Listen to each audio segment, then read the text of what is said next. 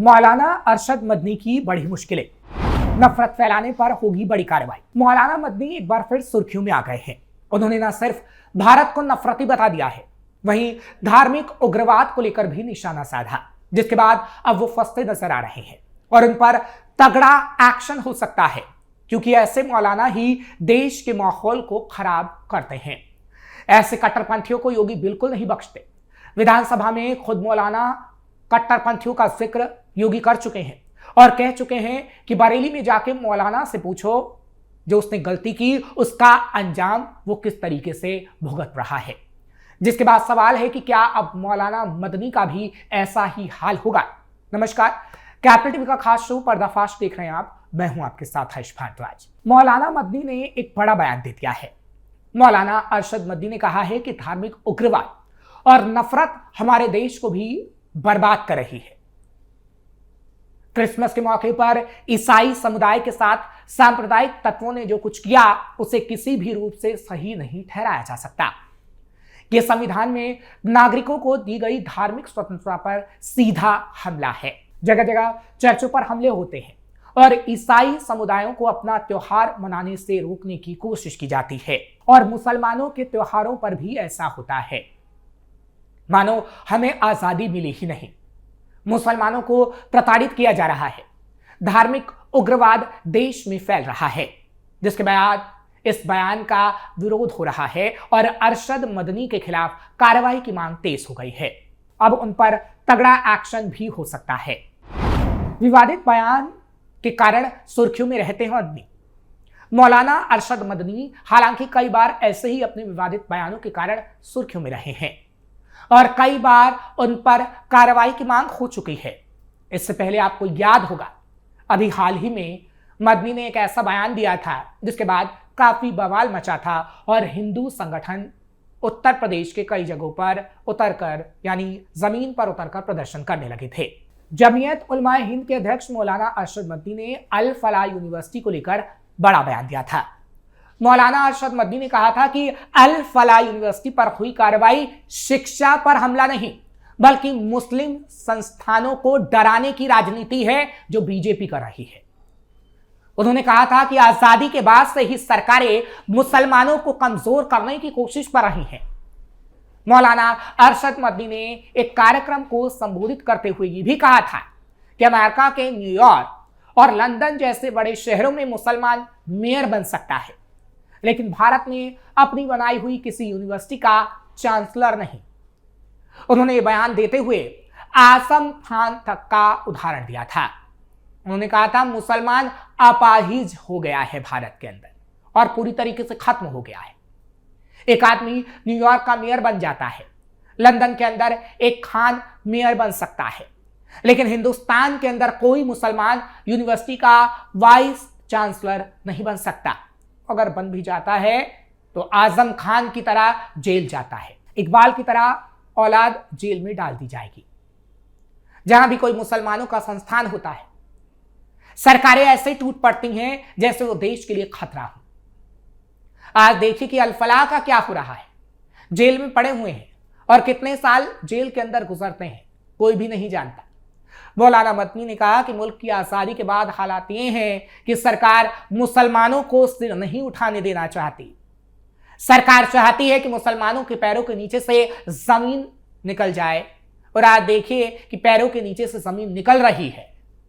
हालांकि जैसे ही बयान दिया गया था वैसे ही बीजेपी ने अरशद मदनी पर हमला बोला था और हिंदू संगठन से जुड़े कई लोग सड़कों पर उतर आए थे। नरेंद्र मोदी सत्ता में आएंगे तो देश बंट जाएगा। जमीयत उलमाए हिंद के अध्यक्ष मौलाना अरशद मदनी विवादों में हमेशा से रहे हैं। अरशद मदनी अपने तीखे बयानों के लिए देश भर में जाने जाते हैं। भारतीय जनता पार्टी और राष्ट्रीय स्वयंसेवक संघ के खिलाफ भी उन्होंने तीखे बयान दिए हैं। साल 2014 में केंद्र में बीजेपी की सरकार बनने से पहले अरशद मदनी ने कहा था कि अगर नरेंद्र मोदी सत्ता में आएंगे तो देश बंट जाएगा। इसी तरह उन्होंने कुछ साल पहले AIMIM के प्रमुख असदुद्दीन ओवैसी और उनके भाई को गद्दार तक कह डाला था और दिल्ली के रामलीला मैदान में जमीयत उलमाए हिंद के अधिवेशन में मौलाना अरशद मदनी ने ओम और अल्लाह के अलावा मनु और पैगंबर आदम को एक बताया। उनके इस कथन पर हिंदू और मुस्लिम समाज के धर्मगुरुओं ने आलोचना की थी और कार्रवाई की मांग की थी कि अरशद मदनी को जेल में डाल देना चाहिए, क्योंकि वो ऐसे बयान देते हैं जिससे हिंदू और मुस्लिमों के बीच खाई पैदा हो। मौलाना मदनी कब क्या करेंगे किसी को नहीं पता। दरअसल मौलाना मदनी के बारे में कहा जाता है कि मौलाना अरशद मदनी कब क्या बोल जाएं किसी को नहीं मालूम होता। मुस्लिम समाज के अधिकांश लोग आरएसएस से दूरी बनाए रखते हैं, जिसके चलते मुस्लिम नेता संघ के पदाधिकारियों से नहीं मिलते। मुस्लिम समाज के इस मूड को जानते हुए भी मौलाना अरशद मदनी उस वक्त सुर्खियों में आ गए थे जब आरएसएस प्रमुख मोहन भागवत से मिलने पहुंच गए थे। बताया जाता है कि अयोध्या मामले पर फैसला आने से पहले अगस्त 2019 में मदनी ने भागवत से संघ के दिल्ली कार्यालय केशव कुंज में जाकर मुलाकात की थी, जिसे लेकर तब मुस्लिम समुदाय की ओर से कई सवाल खड़े किए गए थे, क्योंकि सुप्रीम कोर्ट में बाबरी मस्जिद की पैरवी मौलाना अरशद मदनी के द्वारा ही की जा रही थी। यही नहीं, मौलाना ने गाय को सुरक्षित करने के लिए भी एक कानून बनाए जाने और गाय को राष्ट्रीय पशु घोषित करने की मांग भी सरकार से की थी। इसी प्रकार जब कोरोना संकट के समय तबलीगी जमात खिलाफ सरकार ने एक्शन लिया तो जमातियों को हिरासत में लिया गया, तो मौलाना अरशद मदनी इसके विरोध में खड़े हो गए थे। इतना ही नहीं, उन्होंने मौलाना साद का भी खुलकर समर्थन किया था, जिसके बाद भी उन पर कार्रवाई की मांग हुई थी।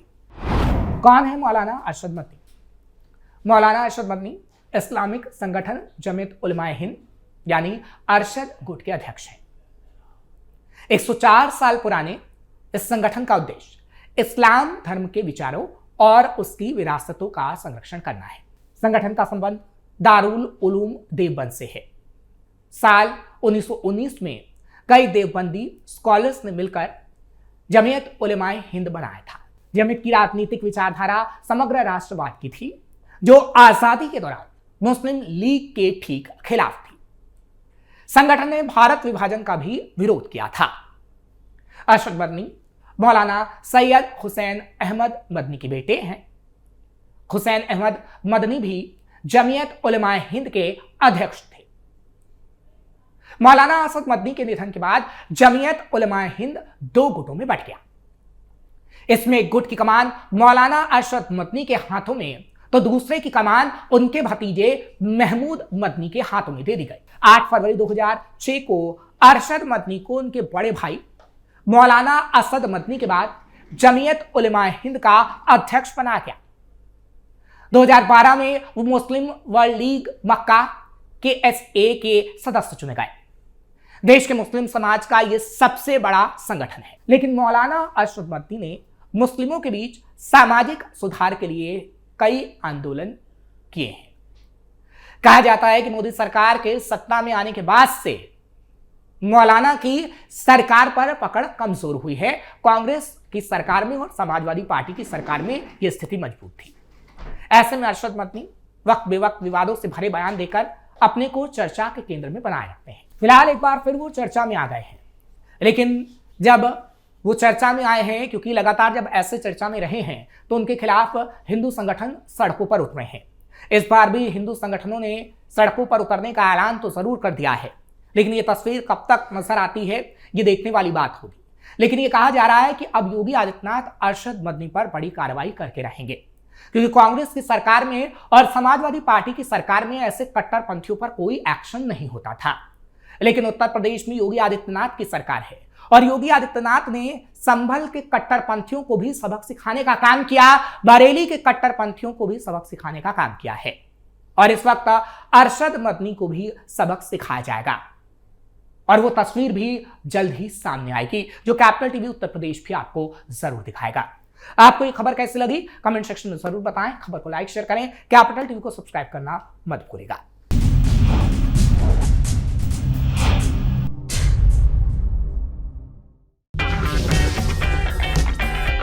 अगर आपको हमारा वीडियो पसंद आया हो तो इसे लाइक करें, हमारे चैनल को सब्सक्राइब करें और हाँ, बेल आइकन दबाना ना भूलें ताकि आप तक हमारे वीडियो की नोटिफिकेशन पहुंचती रहे। आप अपना सुझाव हमें कमेंट बॉक्स में दे सकते हैं। हमारे साथ जुड़ने के लिए शुक्रिया।